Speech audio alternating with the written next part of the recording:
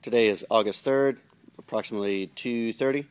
There's Paco's woofers, and a little bit was done to install. We've got batteries, and there's wire.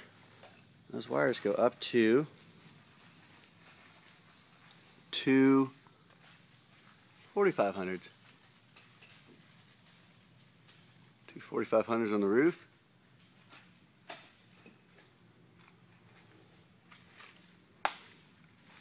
This box is pretty big. Internally it still looks very similar. All the walls are in there, all that good stuff. So later on today we'll put the camper top on and put the RCAs up to the amps, set them up, put the 12s in, and we'll be rocking and rolling.